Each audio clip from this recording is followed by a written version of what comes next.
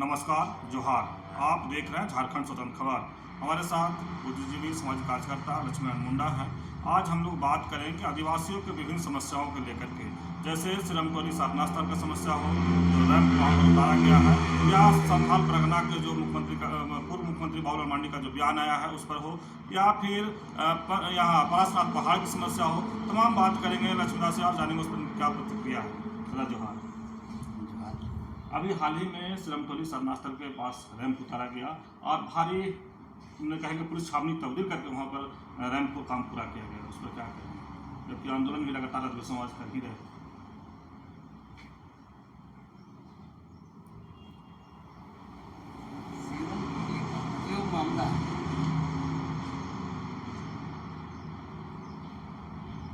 ये मामला अगर देखेंगे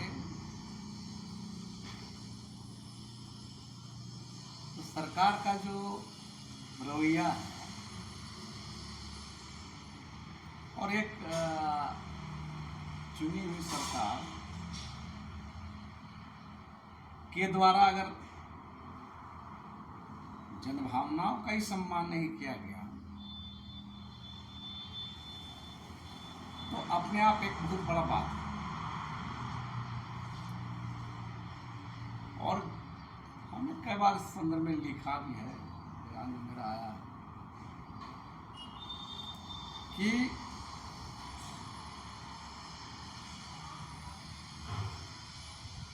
राजधानी रांची में फ्लाईओवर कनेक्टिंग रोड बनने के क्रम में ये काम किया गया है, तो डीपीआर बनाना का बात जब था तभी इसको सुधार हो सकता था। और बाद में बहुत सारा काम होने के बाद सवाल उठा सरकार के द्वारा या ब्यूरोक्रेट के द्वारा। ये सवाल है कि लगातार ही नजरअंदाज किया गया। नजरअंदाज इस सेंस में करेंगे, देखिए पूरे संदर्भ को देखिए। डीपीआर बना कर काम शुरू हुआ और आम जनता के या लोगों के संज्ञान में या विरोध में भी लोग उतरे तो 90-95 काम होने के बाद। तो इस पूरे संदर्भ को देखिएगा, सरकार से भी चूक हुआ है। सरकार या यहाँ के लोगों को मैंने जनभावना को कदर नहीं किया है। दूसरा वहाँ खुद सिरोमकोली का जो मामला था, वहाँ के लोगों के द्वारा भी इस संदर्भ में शुरुआत में ही इसको मैंने आगाह करना था यार। यहाँ तक कि जब वो चौड़ीकरण के संदर्भ में जो जमीन लिया गया था उस समय भी आदिवासी समुदाय को, आदिवासी संगठनों को, सामाजिक संगठन, धार्मिक संगठन, इन लोग को भी हमारे विश्वास में लेके चीज़ों को किया जाना चाहिए था। बाद में जब मामला बढ़ा उसके बाद काम लगा और आप देखिए माने रिजल्ट सामने है। जितना भी आंदोलन के फेज में जितना भी चल रहा था उस पूरे विरोध का जो शोर हुआ, लोग उतरे, माने शव यात्रा से लेकर मानव श्रृंखला से लेकर लगातार विरोध होता रहा। और उस पूरे कालखंड को देखिएगा तो बहुत ताज्जुब की बात है कि यह सरकार का शुरू से ही मनसा, जब से आंदोलन का शुरुआत हुआ था तब से मनसा था कि टाल मटोल करना। और शुरुआत में देखिएगा जब सामाजिक संगठन की भूमिका जब थी, शुरुआत में जो समाज के लोग आदिवासी समुदाय शर्मा से उतर रहा था, सवाल सरकार से बात डायलॉग भी कर रही थी। लेकिन बाद में फिर देखिएगा बाद में जितना चीज हो रहा सब नाटक हो रहा था। और इसलिए नाटक बोलेंगे, सरकार तलावा दे रही थी, सरकार मैंने घुमा रही थी, क्योंकि सर फिक्स था कि मामला सरकार के दिमाग में है क्या होगा नहीं होगा, बड़ी बात चीज नहीं है। सरकार पूरा तय कर लिया था, एल&टी कंपनी के सारे लोग तय करे कि अब इसको मैंने रैंप भी बनेगा, मैंने जो डीपीआर बना है उसमें चेंज ही नहीं होगा। चेंज करना है दूसरा चीज चेंज होगा तो सब चेंज नहीं होगा, ना रैंप हटेगा बहुत सारा चीज क्लियर तय था। और उस पूरे संदर्भ में अगर इस पूरे फेज को अगर देखिएगा तो सबसे बड़ा जिम्मेवार देखिएगा, बता रहा हूं, हेमंत सोरेन राज्य के मुख्यमंत्री का जो रोया रहा,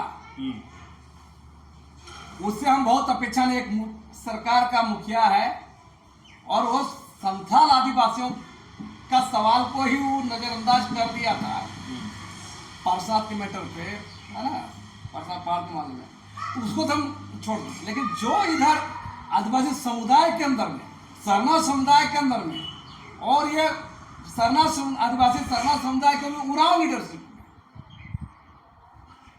सत्ता पक्ष के लीडरशिप, एक मंत्री रहा है चमरंडा, आदिवासी करते राजनीति मंत्री है, और ये आदिवासी करते राजनीति किया है, क्या है ना।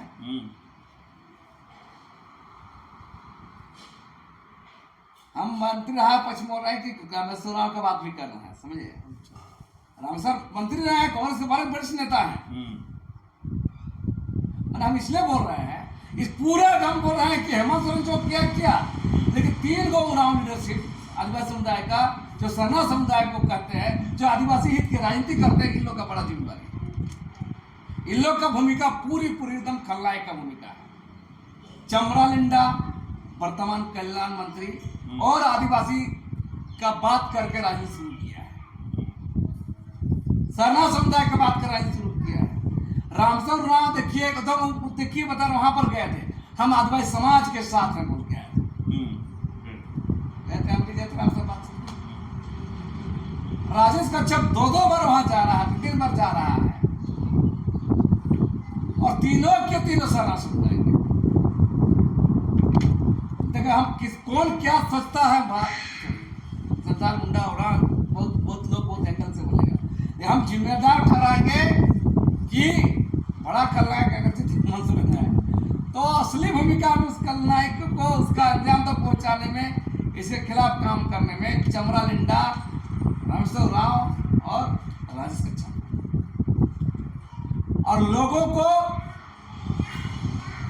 बेवकूफ बनाए, और आदमी लोग भी बेवकूफ बनाए। ऐसा नहीं आंदोलन करने वाले लोग भी उन लोग का झांसा में रहा है, राजेश कच्छप आ रहा है, चमरा लिंडा आ रहा है, इन्हीं हाउ करते करते शुरू में आए थे। चमरा लिंडा क्या बोले थे, मुख्यमंत्री का आदेश से हम आए, ये कैसे काम करेगा, LNT के इंजीनियर को समझा रहे थे, ये कैसे होगा। और देखिए, तो सवाल है कि ये तो तय करे, जनता को तय करना होगा ना, तय करना होगा ना। और हेमंत सोरेन से लेकर ये तमाम नेताओं को पता है, जनता कितना संघर्ष कर ले, आदिवासी कितना संघर्ष कर ले, सारा MLA MP तो हमको ही बनना, हमको वोट देवे करेगा। और ये आदिवासी समुदाय जब तक नहीं समझेगा, जब तक चुनाव खर्चा में वोट बेचेगा, चेतना को नहीं बढ़ाएगा, तो सवाल है इन लोगों को कोई डर नहीं। क्यों डरेगा? अब 1000 भीड़ कर लीजिए, मोराबादी मैदान में पूरा कर लीजिए, 50 लाख का भीड़ लाइए, क्या होगा? चुनाव तो उसी लोग को ही लोग जीत वोट दीजिएगा, वही रामेश्वर आएगा, वही राजेश कच्छप आएगा, वही हेमंत सोरेन आएगा, वही चमरा लिंडा आएगा।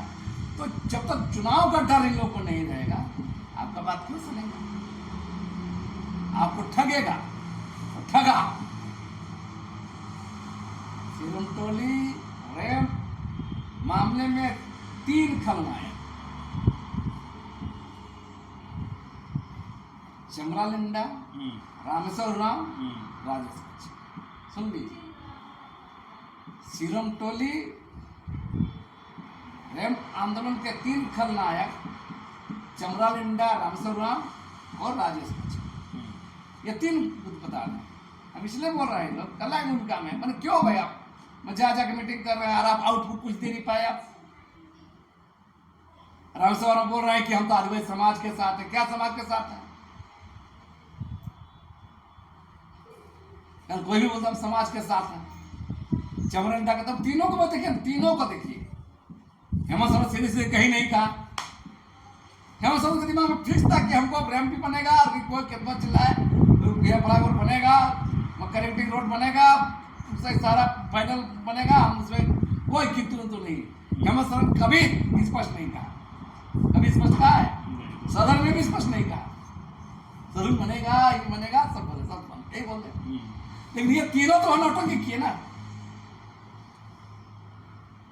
तीनों नौटंकी किए ना यहाँ पर। तो आए मीटिंग, हाँ आए किया जनता का। एनी हा वाला नेता आ गए, पता बता रहा मुख्यमंत्री का आदेश से आए हैं, मतलब मुख्यमंत्री से घुड़की मिला, चुप हो गए। क्यों चुप हो गए? ये लोग बताया ना भाई, चमड़ा लिंडा हो या राजेश कच्छप हो या रामेश्वर बताए क्यों चुप हो गए? निजी कारण निजी स्वार्थ करेगा ना, बड़ा बात कर नहीं होगा। किसी को मुख्यमंत्री से अच्छा रहना है, किसी को विधायक बने रहना है, किसी को मंत्री बने रहना है, मुख्यमंत्री से मिलकर काम निकालना है, निजी काम निकालना है, तो इसलिए चुप रहते हैं। यही नहीं चुनाव में आएगा। अरे ये आदिवासी लोग जो लड़ रहे हैं ना, जो लोग बोल रहे हैं यही लोग आगे पीछे होता है। समाज के लोग भी देखिए आगे पीछे होता है। तो जब तक उसको डर नहीं दीजिएगा, चुनाव का डर, हारने का डर, पद से जाने का डर अगर जब रहेगा तभी डरेगा। और ये ताकत आदिवासी समुदाय जब बनेगा तभी कोई बात भाई। वो पूर्व मुख्यमंत्री बाबूलाल मांझी और भाजपा के प्रदेश अध्यक्ष का बयान आया है कि संथाल परगना में आदिवासी बासिंद खतरे में। इस पर ये संथाल परगना का बात छोड़िए ना भाई, पूरे झारखंड में अस्तित्व खतरे। बाबूलाल मरांडी जी को अगर उधर दिखता है संथाल परगना में, ठीक बात है, अस्तित्व खतरा में। यहाँ कौन अस्तित्व बच रहा है? रांची में कौन अस्तित्व बच रहा है? बाबूलाल जी को भी बताना चाहिए। और खतरे में है तो सबसे ज्यादा भाजपा का शासन इस राज्य में रहा है। जो शासन किया है लोग जिम्मेदार है ना, जिम्मेदार लक्ष्मण मुंडा नहीं ना है जी, हम शासन नहीं किए हैं। बहुत पागल टाइप का लोग कई कई सवाल देखते हैं, कमेंट देखते हैं, हम पर सवाल करता है। अरे बाबा हम सरकार में हैं, हम MP MLA हैं, हम ये जनता की बात रखेंगे, न सत्ता पक्ष न विपक्ष, नहीं पार्टी न पार्टी, हमारा सीधा जनता के साथ, जनता का सवाल है, आदिवासी सवाल हम रखेंगे। तो बाबूलाल जी को भी बताना होगा ना, तक शासन में रहा है, भाजपा क्या कर रही थी। अस्तित्व सब जगह संकट है, सवाल संकट है। सबसे बड़ा संकट आदिवासियों का क्या है? सबसे बड़ा संकट नेतृत्व का संकट है, सबसे बड़ा संकट वैचारिक संकट है। नेतृत्व का नेता रहने से नहीं होता है। आदिवासी नेतृत्व का संकट आज सामने है, इसीलिए ये संकट है। अगर बोलिएगा बाबूलाल भी आदिवासी नेता है, अर्जुन आदिवासी नेता है, हेमंत सोरेन आदिवासी नेता, आदिवासियों के नेता हो सकते हैं, आदिवासी एजेंडा का नेता नहीं है। आदिवासी भीड़ का, आदिवासी वोट बैंक का नेता हो सकता है, आदिवासी मुद्दों के, आदिवासियों के संवैधानिक सवालों का, उनके हक अधिकारों का करने वाला नेता नहीं हो सकता। ये फर्क समझिए। अगर ये फर्क नहीं समझिएगा, इसमें आदिवासी नेतृत्व का संकट झेल रहा है, आदिवासी समुदाय नेतृत्व का संकट झेल रहा है। जो नेता हैं वो भीड़ के, आदिवासियों के भीड़ के हिस्से हैं, आदिवासियों के MLA MP हैं, आदिवासी कोटा से MLA MP बन रहे, मंत्री बन रहे हैं, लेकिन वो आदिवासी एजेंडा पर, हम बता रहे हैं, उदाहरण दे रहे हैं, गिना दीजिए आदिवासी एजेंडा पर तो तमाम जो आदिवासी नेता बोलते हैं। 5वीं अनुसूची का सवाल, पेशा का सवाल, आदिवासी जमीन का सवाल, आदिवासी ST/SC एक्ट्रोसिटी एक्ट का सवाल, जमीन लूट कितना सवाल है, सरनामा इस्ना का इतनी लूट उस पर सवाल है, कहाँ खड़ा रहता है? तो किस लिए आदिवासी नेता? मैंने आदिवासी, मैंने झारखंड में करिया आदमी हो गया और करिया भिड़ला दिया तो आदिवासी नेता ऐसा नहीं होता काम से। तो ये नेता आदिवासी नेता नहीं है, आदिवासियों के नाम पर बने नेता, आदिवासियों के सीट से जीते हुए नेता, आदिवासियों के नाम पर मंत्री बनते हैं, आदिवासी नाम पर मुख्यमंत्री बनते हैं, लेकिन आदिवासी एजेंडा। अब गौर कीजिए ना, कितना बुरा स्थिति है। झारखंड का मुख्यमंत्री आदिवासी, विरोधी दल का नेता भी आदिवासी। झारखंड में तमाम बड़े पार्टियों का सब नेता आदिवासी ना भाई। आदिवासी लोग है ना, बड़ा है ना। क्या हो रहा है भाजपा में? देखिए बाबूलाल मरांडी, जेएमएम, हेमंत सोरेन। तो यहाँ स्थिति ये है, बड़ा हुआ तो क्या हुआ, जैसे पेड़ खजूर, पंथी को छाया ना मिले, फल आ गया थी। तो आदिवासियों के साथ यही। लेकिन एक और बयान आया था 4-5 दिन पहले का बयान है पूर्व मुख्यमंत्री चंपई सोरेन का कि धर्मांतरित आदिवासियों को तेजी से धर्मांतरित हो रहा है, जैसे खुट्टी और कई जिला को गिनाए थे वो गुमला से उठेगा हो रहा है। वो बोले कैसे रहेगा, दस मैंने आदिवासी का खत्म हो जाएगा सिर्फ। सब चीज होगा।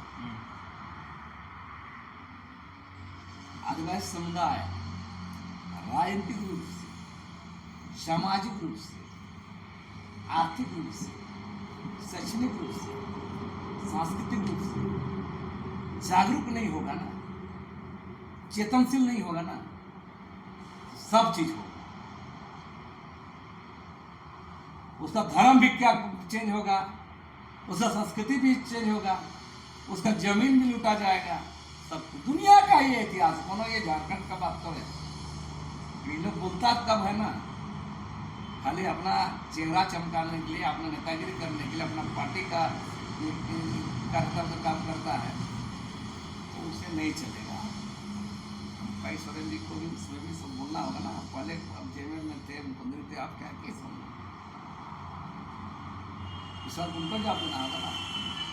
धर्मांतरण हो रहा है तो कौन सा हमारे खाली धर्म में क्या चीज है, बहुत सारा चीज लुटा रहा है। तो ये आदिवासी समुदाय सामाजिक रूप से, राजनीतिक रूप से माने ये नहीं होगा, जागरूक नहीं होगा। अपना इतिहास, अपना संघर्ष, आदिवासियों का मन कैसे वृद्धि हो रहा है, तो तमाम संकट पर चर्चा अगर नहीं करेगा, नहीं चिंतन करेगा और वैसे राजनीतिक ताकतों का मौजूद करेगा जो आपके खिलाफ काम करते हैं, तो स्वाभाविक की सब चीज़ होगा। ये आम बात नहीं है, माने चलता रहता है और ये सारा चीज़ दिख रहा है। इसलिए कभी कभी भाजपा के नेता लोग संतापना उठाएंगे, धर्मांतरण मुद्दा उठाएंगे। सवाल है कि इतने सारे आदिवासी मुद्दा में आप कहाँ रहते हैं भाई? ये बड़ा सवाल है। इतना बड़ा सवाल पर आप क्यों रहे हैं? हम लोग बार बार उठा रहे हैं, हम लंबे समय से बोल रहे हैं। इतना धार्मिक, सामाजिक, निजी जमीन लूट रहे, कहाँ कोई बोल रहा है? हम तो बता रहे थे 24 आपको क्या हुआ, 24 मार्च को जो ये विधानसभा में 30 को विधायक आदिवासी, और कोई भी पूरे 1 महीना 3 दिन का सदन में आदिवासी एजेंडा ही नहीं था। तो किस नैतिक साथ से, बेशर्मी के साथ ये लोग बोलता है आदिवासी के बारे में? चाहे चंपई सोरेन हो या हेमंत सोरेन हो या बाबूलाल मरांडी हो, चाहे और भी नेता लोग, जब इतना बड़ा सवाल हम लोग खड़ा कर दिए कि झारखंड विधानसभा में 30 को विधायक है और 30 विधायक में आदिवासियों का 1 महीना 3 दिन का सत्र में एजेंडा नहीं उठता है, तो किस ईमानदारी, किस नैतिकता के तहत ये लोग अपना बात करते हैं? देखिए बता रहे हैं, विकल्प नहीं है, लोग जागरूक नहीं है, आदिवासी जनता पिछड़ापन है, खाड़ी दारू चखना में चेहरा देकर वोट दे देता है, तो यही हाल होगा। देश में जो मोदी कर रहा है आज वैसा, और एक ट्रैक चला हुआ राजनीति में, ठगो, लूटो, ये बांटो, रेली बांटो, वो बांटो, मैया सामान देना, बाबू सामान देना, ये है वो है, ये दर उतर के वोट लो और एमएलए सीधा फंडा। अभी राजनीतिक पार्टियों को तुम कितना जानकार हो, कितना मैंने अच्छा जानकारी हो, कितना अच्छा समझते हो समाज के लिए, मापदंड नहीं है। मापदंड में कौन बाया दया तिकड़म करके एमएलए बना के जिताएगा, जीत के लाएगा कोई। लेकिन तक बड़ी बात बोले कि आदिवासियों के लिए कोई विकल्प नहीं है, तो आप बुद्धिजीवी हैं तो उसको कुछ रखेंगे विकल्प, कैसे लोग कहाँ से? जो संकट आता है ना, आदिवासी समुदाय भी संकट झेल रहा है, मृत्यु का संकट, और ये विकल्प किसी नेता के खड़ा हो जाने से नहीं होता है। अगर लोगों को लगता है तो देश आजाद होने के बाद लंबे समय तक दिखेगा। देश के अंदर में जो लोकतंत्र आया है, जो चुनाव का प्रक्रिया है और समाज के अंदर में विभिन्न चरण में विभिन्न तौर तरीके के साथ माने धर्म का, जात का मुद्दा भी राजनीति होता है, माने ये सब जो चलता है, ये सब सवालों का जवाब कोई नेता सुधार नहीं सकता। क्षणिक कुछ हल्का फुल्का बदलाव हो सकता है, लेकिन आप गौर कीजिए, झारखंड आंदोलन जब से चल रहा है, झारखंड मुक्ति बना, इसका लंबा समय लग गया, आज कहाँ गए? झारखंड छोड़ दीजिए, झारखंड मुक्ति मोर्चा जैसी पार्टी, उनके पास आज एजेंडा नहीं है, आदिवासी एजेंडा। जंगल जमीन रोजगार के नाम पर लड़ने वाली पार्टी है, लोगों के मान सम्मान करने वाली पार्टी, आंतरिक उपनिवेशवाद के खिलाफ लड़ने वाली पार्टी। आज पार्टी रह गया और आंतरिक उपनिवेशवाद गुम हो गया। तो आप किसी नेता के ठीक होने से ये सब नहीं होता है। समाज का अवेयरनेस, समाज की जागरूकता जब तक नहीं होगा और समाज वैकल्पिक राजनीति को की तरफ नहीं बढ़ेगा, ये सुधार होने वाला नहीं है, ये चलता रहेगा। और आज को कीजिए, चुनाव का जो प्रक्रिया है, इस देश में लंबे समय तक कांग्रेस राज की, लंबे समय कांग्रेस राज की देश में, कैसे राज की? जब देश की जनता का, हमको लगता है 50% वोट कभी नहीं रहा है, पूरा जनता का वोट 30, 35, 40% वोट रहा है, 60% को 55, फिर भी देश में राज लंबे समय तो चला ना। सीट जितना है उस सीट से, उस क्षेत्र से जीत के आएगा, जो आगे आएगा बनता है, जो चुनाव डर रहा है। तो अभी किसी हिसाब से अब जो भी चुनाव हो रहा है, जो प्रक्रिया, इसमें अभी लोग जागरूक होंगे, लोग में तभी जागरूक कर रहा है। चलिए, अभी आप सुन रहे थे बुद्धिजीवी लक्ष्मीनारायण मुंडा जी की बात, जिस तरह से आदिवासियों की विभिन्न समस्याओं पर हम लोग चर्चा कर रहे थे, चाहे सिरमटोली सारनाथ स्थल जो रैंप उतारा गया उस पर बात करें, चाहे संथाल परगना में जो आदिवासियों का खतरा में है उस पर बात, या जब पूर्व मुख्यमंत्री चंपाई सोरेन बोले कि जोरों शोरों से धर्मांतरित किया जा रहा है आदिवासियों को, उस पर लेकिन मिला जुला के कहे कि जिस तरह से रैंप उतारा गया तो सरकार भी कहीं ना कहीं पहले से प्रिपेयर्ड हो चुके थे कि रैंप उतरेगा, लेकिन जिस तरह से आंदोलन पर भी एक बड़ा बात कहा गया कि खलनायक उसमें कौन कौन थे, वो भी नाम गिना दिए इस खबर में कि खलनायक भूमिका कौन कौन निभा रहे थे। जिस तरह से चंद्रा लिंडा आए, चाहे राजेश कच्छप आए, या फिर कांग्रेस के बड़ा नेता कहें, ये पूर्व प्रदेश अध्यक्ष भी रहे और मंत्री भी रहे थे, वो भी आए और वो भी कहे कि हम आदिवासियों के नेता हैं, आदिवासियों के हित में बात करते हैं। तो जिस तरह से कहे कि खलनायक लोग भूमिका निभाए हैं, रामेश्वर उरांव, उनका नाम भूल गए थे, रामेश्वर उनका नाम था, लेकिन जिस तरह से लोग लगातार आए और बैठक में शामिल हुए, लोगों से बात करते रहे, तो इसी पर यह कहे कि खलनायक भूमिका, और ये एक और बात है, उरांव लोग जो नेता हैं, इन लोग खलनायक भूमिका निभाए हैं। तो हम बता दें कि जिस तरह से लगातार सरकार का बातचीत बीच में शुरू में किया, फिर लास्ट में वो किया, मंत्री को भेजा, लेकिन आज रैंप बन के तैयार हुआ, आदिवासी समाज लगातार आंदोलन भी करते रहे, तो कहीं ना कहीं लोग उसका झांसा में आ गए और आंदोलन करते रहे। लेकिन बड़ी बात क्या है, जहाँ बाबूलाल मांडी की बात कर रहे हैं कि संथाल परगना में खाली सिर्फ आदिवासी खतरे में नहीं है, का पूरे राज्य की बात करें तो भी खतरे में है, और यहाँ का रांची में आदिवासी खतरे में नहीं है। तो तमाम बात का ये कहीं ना कहीं बाबूलाल मांडी चाहे हेमंत सोरेन के भी बीच में लाए और कहे कि जो आदिवासी मुख्यमंत्री, आदिवासी नेता, विपक्ष के नेता भी रहते हुए जो आदिवासी का हाल है वो तो अभी आप लोग देख ही रहे हैं। तो इस तरह खबर को देखने के लिए आप झारखंड स्वतंत्र को जुड़े रहिए। जोहार, नमस्कार।